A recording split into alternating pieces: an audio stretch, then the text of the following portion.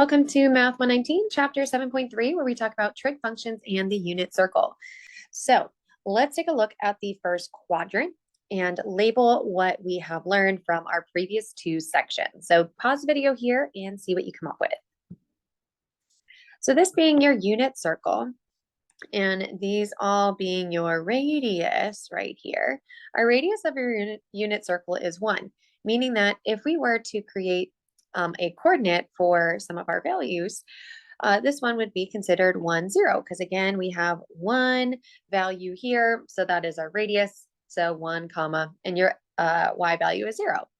This represents the 0 radians or 0 degrees, 2 pi, or 360 degrees. Now, if we did the reverse, if we went all the way at the top, right here, we have the coordinate 0, comma 1, because again, this is a radius of 1, and on the unit or on the coordinate plane, we have not moved your x value. However, we did move our y value. Now, this has the radian measure of pi over 2 or 90 degrees. Now, let's do the same with the remaining. So we said half of a 90-degree angle is 45 degrees. Actually, let me do the thing over here, 45 degrees, or pi over 4. Now, this we said had the coordinate of root 2 over 2 and root 2 over 2. Let me make that just a smidge bigger.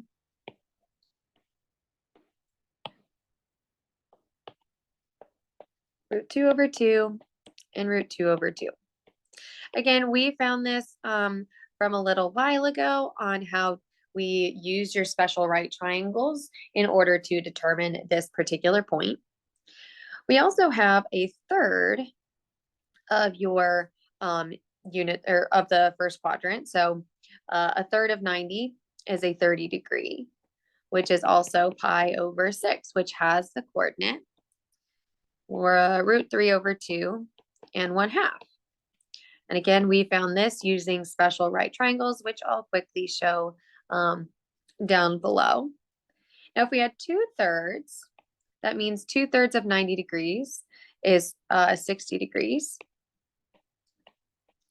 or pi over 3. We're going to be using a lot more radians than we are degrees, which has the coordinate of 1/2 root 3 over 2. So now let's take each of these special right triangles, and I'm just going to make a quick sketch. Let's try that one more time. I'm going to make a quick sketch of these right triangles. Here's 1. Here's 2. Let me try that one again.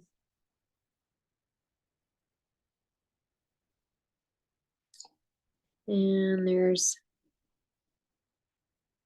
3. There we go. So here are our special right triangles. So if we have a 45, 45, 90. So we have 45, 45, 90. That just means that these two legs are the exact same. So on your unit circle, right, we have the coordinates of x, y. So our coordinates here were root 2 over 2 and root 2 over 2. That was the x and y coordinate. And as always, this hypotenuse is going to represent your radius. Now, if we did a 30-degree angle, so let's say this is 30 degrees, opposite that 30 is 1/2. So this is your y value is 1/2. Oh, so sorry, I did the wrong one.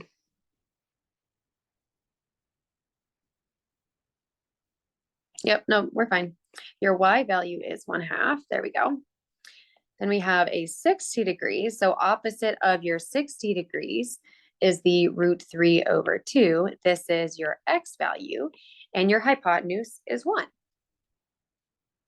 And if we were to do it again, but with now a 60-degree angle, opposite the 60 degrees is root 3 over 2. And this is your y coordinate. And up above, we have your a 30 degrees, which opposite of a 30 degree is 1/2. So this is your x coordinate. And again, your hypotenuse is 1. So all of these values here, we have now your coordinates. And we also talked about some ways to understand it. So we kind of did a quick deep dive into special right triangles. We also learned the left-hand rule. So please pick a rule that makes the first quadrant of the unit circle make sense. So why do we need these? Well, we are now going to transition from this unit circle, what we gained from chapter 7.1, and pair it to chapter 7.2, where we talked about these trig functions. So cosine is your x coordinate of each point. So that means each point here, right here, these signify your cosine values. Cosine gets abbreviated as COS, cos. We just say cosine. Now your sine values are your y values of your coordinate. So these are all of these ones right here. So these are sine or your y values.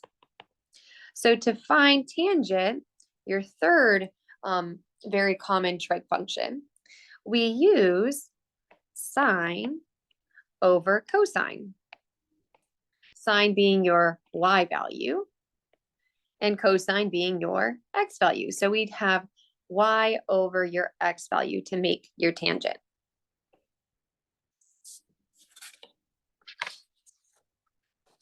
So to determine the point, so now we're going to transition to finding the points on the unit circle.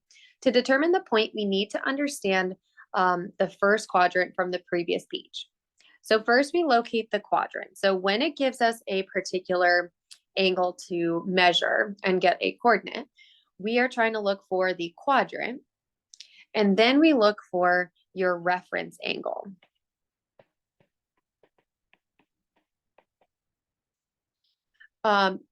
In doing so, the quadrant is going to allow us to figure out the where the coordinate is positive or negative. And then the reference angle is going to allow us to figure out, well, instead of memorizing the whole unit circle, we can just remember our first quadrant, which we're going to get very, very familiar with. What can I apply from the first quadrant that I can then use for the remainder of the unit circle? There is no use in memorizing the whole unit circle if you don't have to. It just makes it a lot of work for us. Now, reference angles. The reference angle is formed by the x-axis and the terminal side of the angle. Again, something that we got familiar with in chapter 7.1 and again in a couple of these quick exercises. So the reference angles are always the first quadrant angles. So between the value of 0 radians and pi over 2 radians, because again, we don't need to memorize this whole thing. So if we are looking at example 1, it says we want to evaluate s is equal to 4 pi over 3. We want to figure out where the point is on your unit circle. So let's go ahead and find, well, where is that located? Well, back from chapter 7.1, we talked about where to figure that out or how some of these methods might work. So one such method, right, that I actually enjoy using is to take your numerator and subtract 1 and add 1. Oops, I did the opposite. Minus 1 plus 1. So we have 5 pi over 3 and 3 pi over 3. One or both should give us a good indication of where this angle lies. So 3 pi over 3 reduces to pi, and 5 pi over 3, unless you know where that is on a unit circle, doesn't give a whole lot of context. So can you identify at the very least where pi is located? Well, pi is located right here, and because we went 1 less from your unit circle, right? That means your numerator is 1 more. If this is 3 pi over 3, 1 more will tip us over the edge into the third quadrant. So we should be somewhere over here. So this should be 4 pi over 3. So now with this location being locked down, what are the signs of your coordinate? We have a negative x and a negative y. Again, this coming from just the information on your coordinate plane. So now that we know where it's negative, let's go ahead and figure out your reference angle. What angle does this look like from the first quadrant? Well, if we eliminated this 4, we would have a pi over 3. So pi over 3, I probably should have drawn it a little bit better. And let's just say pi over 3. I tend to always make these 45-degree angles. Let's say pi over 3. I'll just redraw it so it looks a little bit more like a 60-degree angle. There we go. All right, there we go. So if this is pi over 3, this whole thing is 4 pi over 3. There we go. So now can you tell us what the coordinate is for pi over 3? Or a coordinate for pi over 3, we said was 1/2 in root 3 over 2. Again, if you don't know how we're getting this information, please go back a few videos on how to verify that that is accurate. So now let's pair these two ideas together. And again, your reference angle here is pi over 3. That's the one we used. So let's go ahead and bring these two ideas together. We have 1/2 in root 3 over 2, making this now both negative values. So for your angle for pi over 3, we should have the coordinate negative 1/2 and negative root 3 over 2. Let's try it again. So let's see if we can figure out what quadrant this is in first. Now you'll notice that there is a negative. That just means that we are now no longer rotating counterclockwise. We're going to be rotating clockwise on our unit circle. So again, what we've done before is this is just only one of many methods that we can try. So one is to add pi, or add 1 or subtract 1. So we get negative 6 pi over 2, which can reduce to negative 3 pi. And we have negative 4 pi over 2, which reduces to negative 2 pi. So this angle here is between negative 3 pi and negative 2 pi. So where would those be located on your unit circle? Well, here is typically 0 and a positive 2 pi, which means if we're rotating around this way, it'll just make them both negative. And same thing here, this would also be a negative pi over 3, or just negative pi, because what has happened is that we have now rotated around the unit circle multiple times. So this being one full revolution, they just tipped us over the edge. So we're going to subtract another pi to make negative 3 pi. Now, are we at negative 3 pi or negative 2 pi? No, we're somewhere in between these two values, meaning that we should be in between directly. So we are actually right here on your unit circle. Now, what is that coordinate? Well, that coordinate is 0, negative 1. So that is your coordinate point here. And again, your reference angle, if we were to take away all of this stuff, this is pi over 2.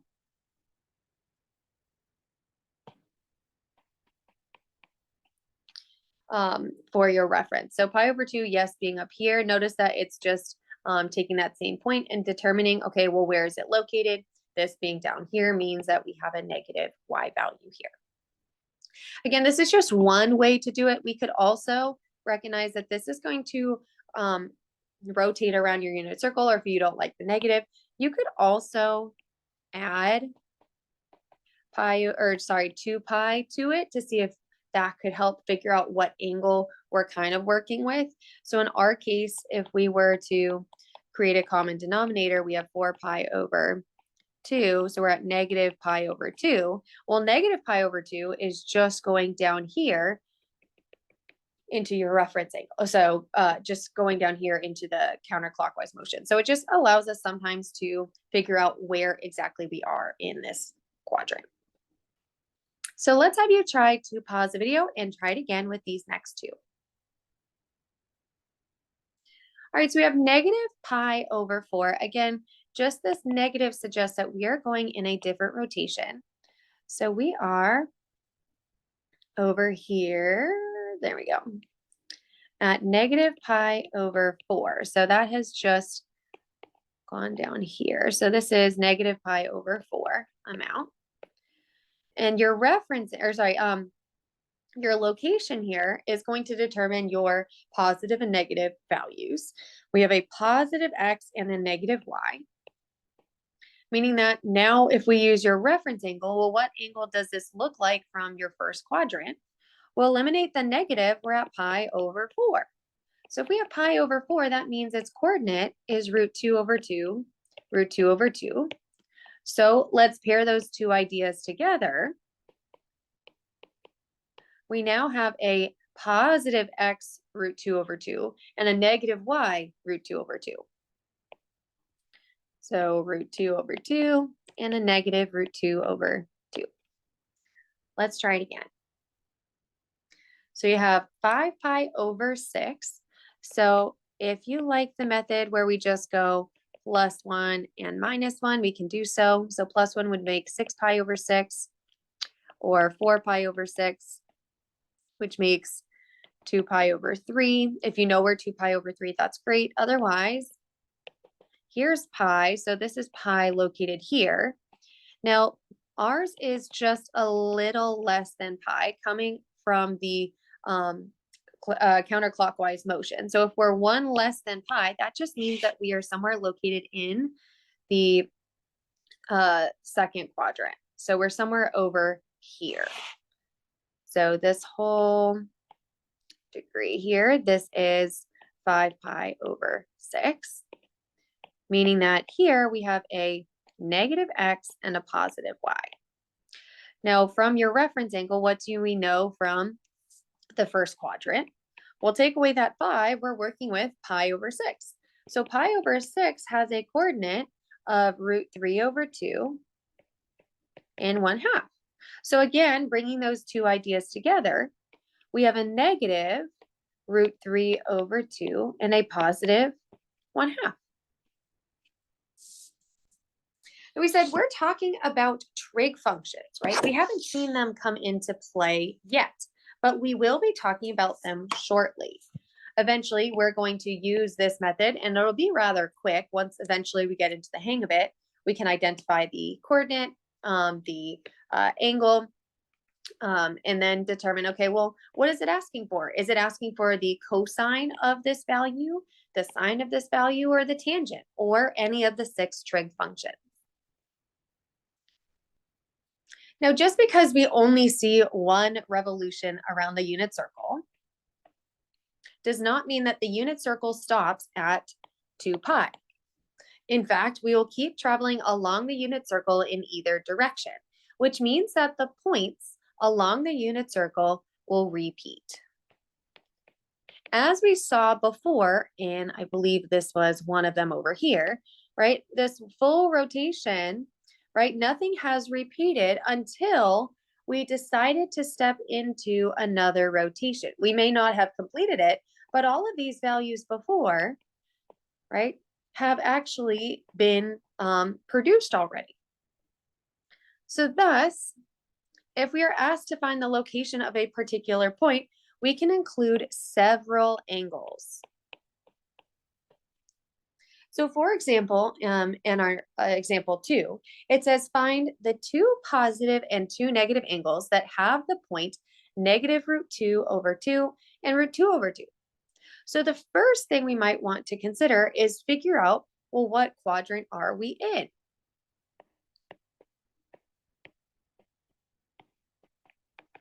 Well, we have an x value that's negative and a y value that's positive, meaning that we are located in the second quadrant here. So we are located in quadrant 2. That is because we have a negative x and a positive y. Now let's take a look. So that just means our angle is somewhere over here that we would be referencing.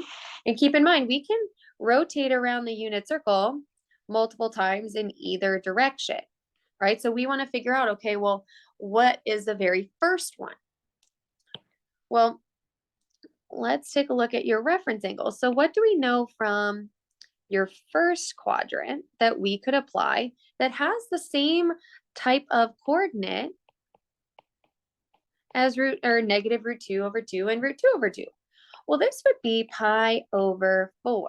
This has the positive angle. So that just means that if we're located in the second quadrant, how many pi's over 4s are there? Well, pi's over 4, right? They're just cutting your 90-degree angle in half. So you have 1 pi over 4, 2 pi over 4, and 3 pi over 4. Or if you'd like, so our angle here, and I'll do it this way. So one of your first angles is 3 pi over 4. So that was just by adding up these pi's over 4 to determine your numerator. However, what we can do as well is take what we recognize. Okay, well, maybe this being pi, we'll change pi into having a denominator of 4. So we could say, okay, well, this is 4 pi over 4, and we're located in the second quadrant. So I'm going to dip this numerator down by 1. So then we have 3 pi over 4. So a couple different ways that you can think about that as well. So the first thing that we're going to do is we're going to take our first time that we see it, 3 pi over 4, right? And it does ask us to find 2 positive and 2 negative angles. So how do we do that? Well, if we know that this is the first location or the first time that this point goes up, right? How do we get it to repeat? How do we get back to this ray? Well, we can make a full revolution. How much is that full revolution starting from your ray? Well, starting from your ray all the way around, we can add by 2 pi. So we can add 2 pi. And again, we want to have a common denominator. So this would become 3 pi over 4 plus 8 pi over 4. So we now have 11 pi over 4. And I'll try and keep track of these in blue. 11 pi over 4. So when it asks us for our two positive angles, we have both of them listed right here. We have 1 and we have 2.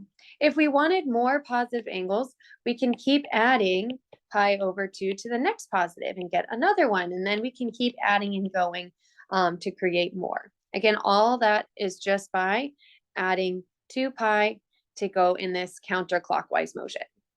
Now, how do we get the negative coordinates of it, or the negative, not coordinates, but the negative, how do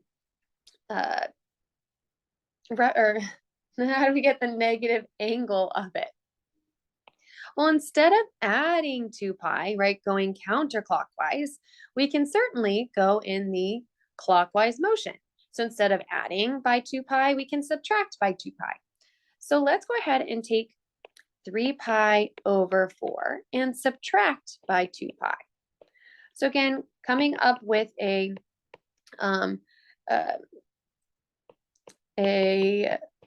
common denominator, we should get negative 8 pi over 4. So our first negative angle would be negative 5 pi over 4. So that is another one of our responses. And if we wanted a second one, well, we can just subtract by another 2 pi. So negative 5 pi over 4 minus 8 pi over 4. So 5 minus 8, that would be negative 13 pi over 4. We have that over here. Now this is called coterminal angles. And I'm just going to throw this over here, the other side. So these are called coterminal angles.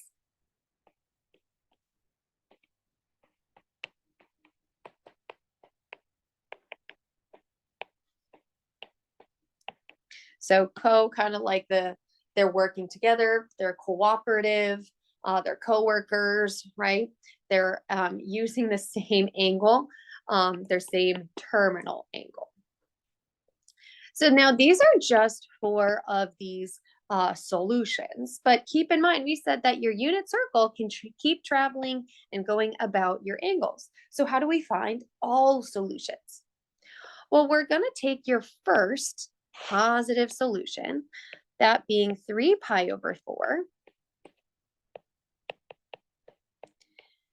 and we'll add something to it. How did we get your other angles? Well, we added 2 pi to it, but now we have to account for all of the different angles. So it's not just going to be adding 2 pi, but we want to change the amount with which we're adding to each um, uh, each angle that comes after.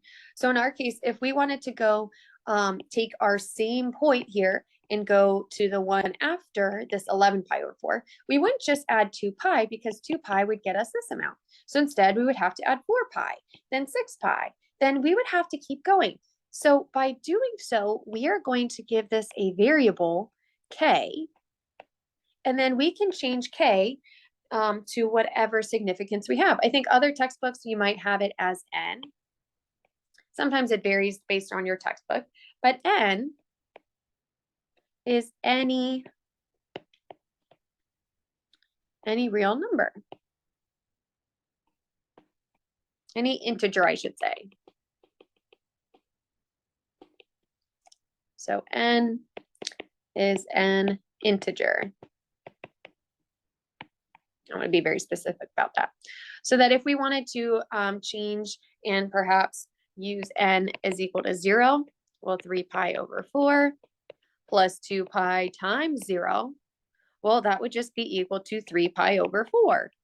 If n is equal to, let's say, -1, so 3 pi over 4 plus 2 times 2 pi times -1. So that just changes it to 3 pi over 4 minus 2 pi, which we said was -5 pi over 4. And we can keep going with your n's, and that'll keep allowing us to find more values or more angles that are coterminal. So now let's see it paired with these 6 trig functions. So our 6 trig functions on your unit circle, we have sine, cosine, tangent, cosecant, secant, and cotangent. So sine, we said, was what? Well, sine is your y value of your function, right? Sine is y.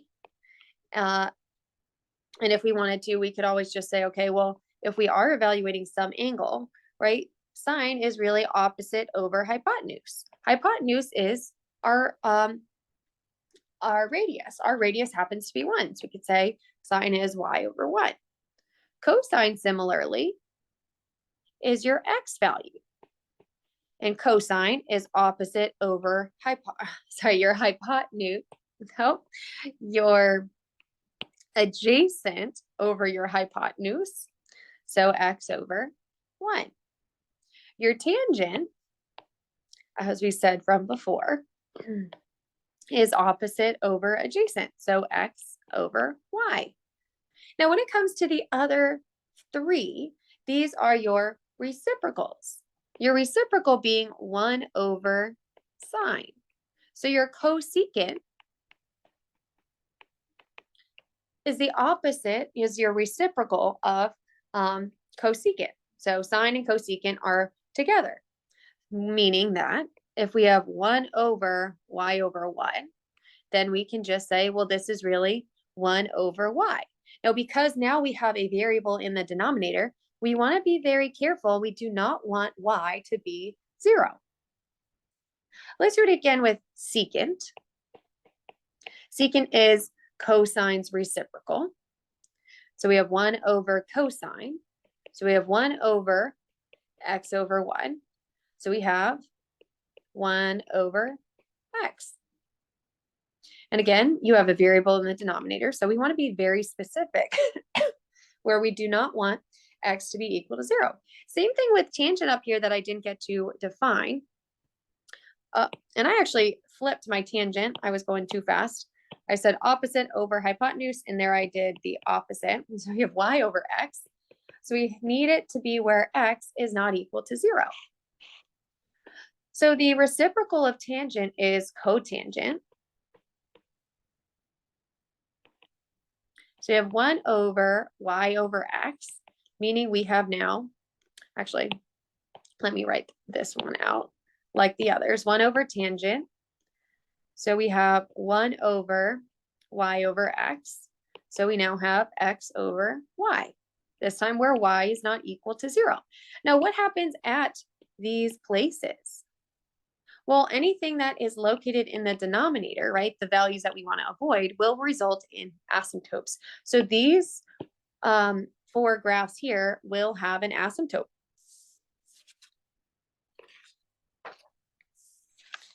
So let's finish out our notes. So this is our last page with example 3. Now that we can get that understanding of your trig functions, pairing that with now finding the specific angle and your quadrant. So it says find the values of the 6 trig functions for the following angles. So you have -5 pi over 2. We said, okay, well, before in a previous example, that was located all the way, and again, it's negative, so we're going to be rotating around that unit circle. We have -5 pi over 2. This was -4 pi over 2, or -2 pi. This over here is -3 pi. So we're just that one less. Well, your coordinate here was what? Your coordinate was 0, -1, or x, y. What does x signify? Well, x is your cosine, and your y is your sine. So when we evaluate your 6 trig functions, we can automatically find 2. So we have sine of -5 pi over 2. Your sine value we just said was your y value, so sine is -1. Let me shorten this up a little bit. So this is your sine value. What about your cosine value of -5 pi over 2? Well, your cosine value is your x value. So your x value is 0. And if we can have these two, right, we can also find their reciprocals.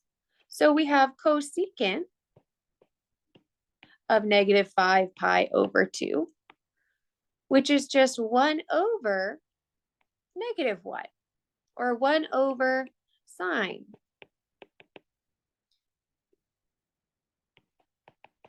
This will give us -1. Again, these are your y values here. If we did the same for secant of -5 pi over 2, we have 1 over your cosine. So we have 1 over 0. Now, does that produce any sort of issue? Does that sit well with us? No, we can't have 0 in the denominator, so we are undefined. Now let's take a look at our last two. We have tangent of -5 pi over 2. We said tangent was your sine over your cosine, or your y over your x. So in our case, we have -1 over 0. Again, this is all just coming from these values here. That was x, this is y. Again, do we like this? No, this is another undefined.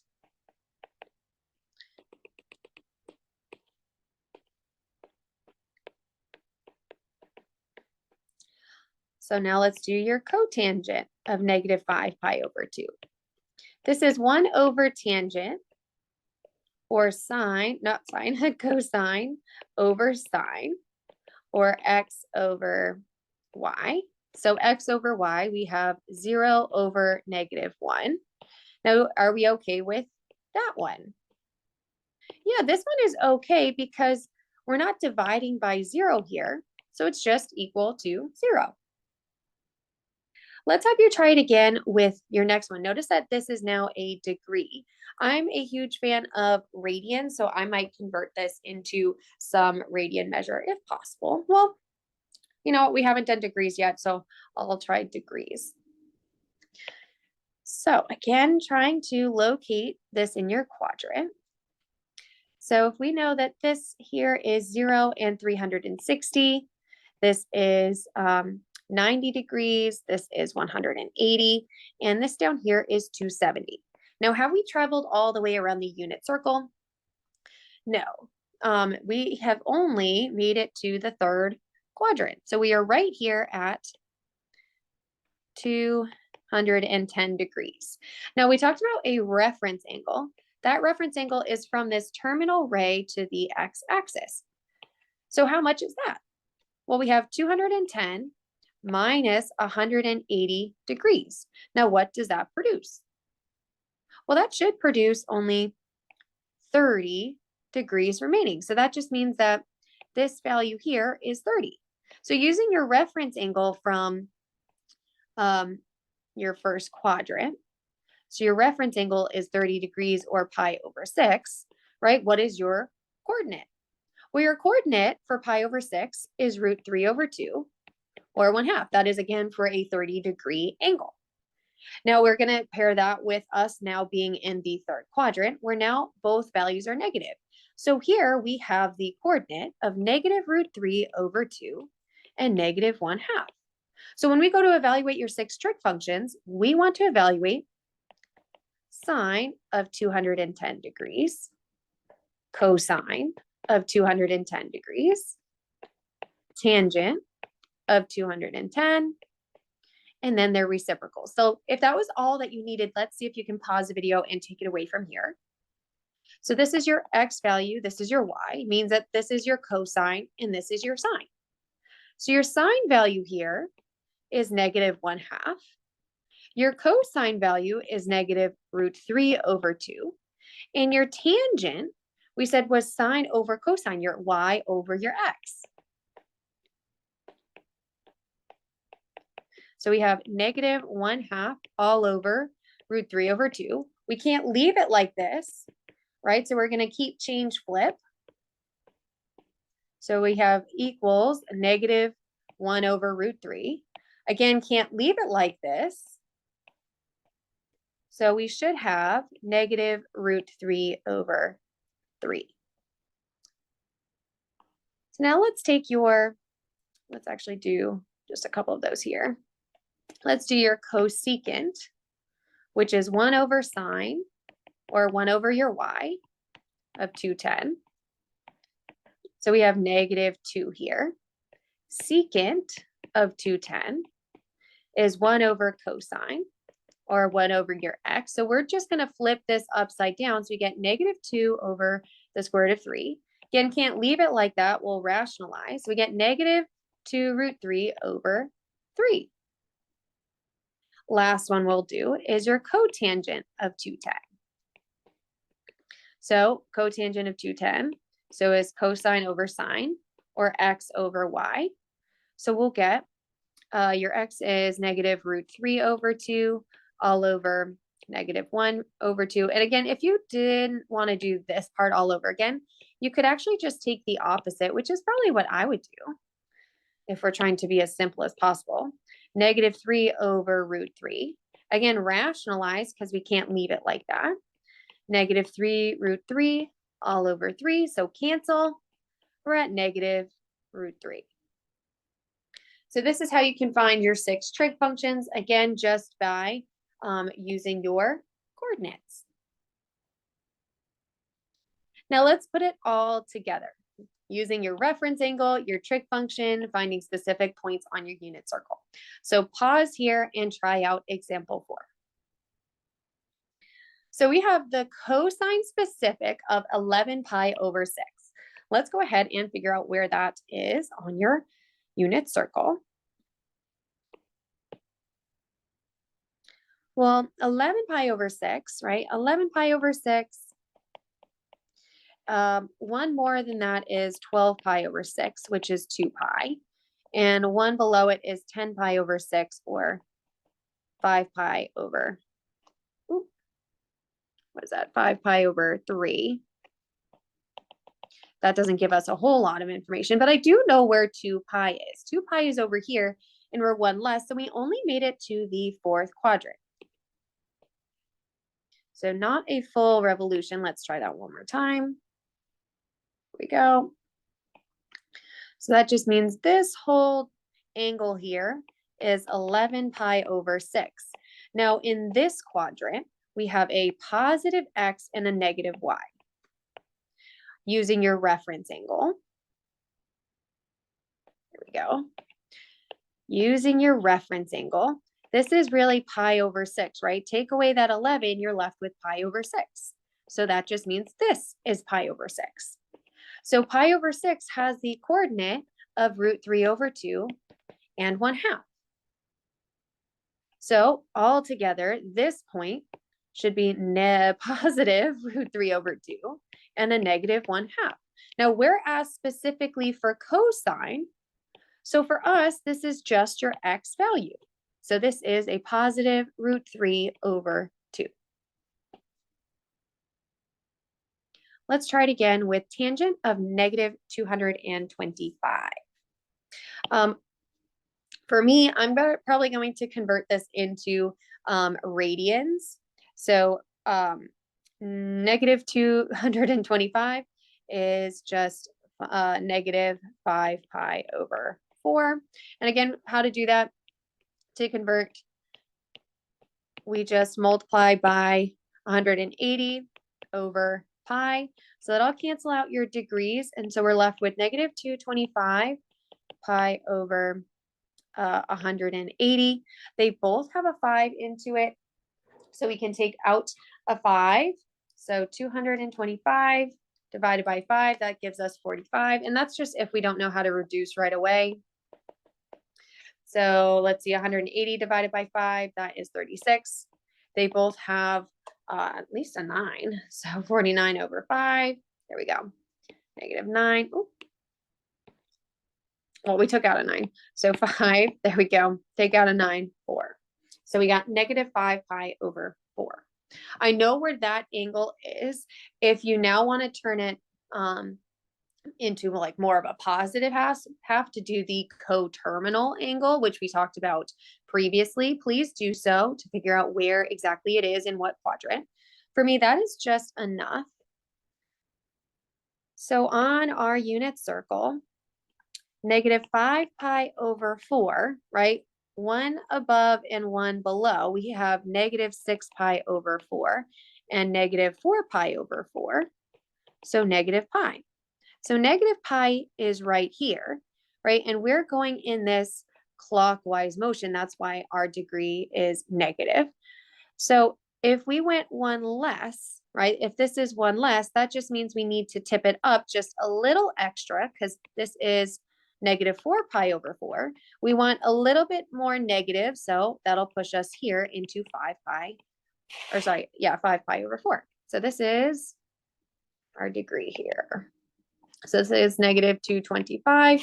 If you like doing it with degrees, kind of like we did here, it's just the opposite. So this is 0, this is 90 or negative 90, this is negative 180, this is negative 270, and then going from there.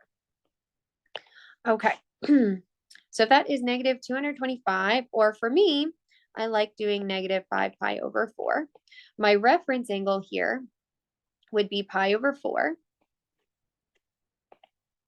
Or for if you use degrees, it would be a 45-degree angle. So pi over 4, pi over 4. So that gives us root 2 over 2, root 2 over 2. We are in the second quadrant where x is negative and y is positive. So altogether, this point should be negative root 2 over 2 and root 2 over 2, positive y and a negative x. Now, if we're looking for tangent specifically, we need both of these values. Tangent is y over x, or sine over cosine. So root 2 over 2, root 2 over 2, all over root 2 over 2, and this one is a negative x. We therefore get negative 1. And there you have it. So hopefully you found that video informative, talking about all of the things, kind of putting them together, the 6 trig functions, the location, the reference angle, the points, coterminal angles, all that jazz.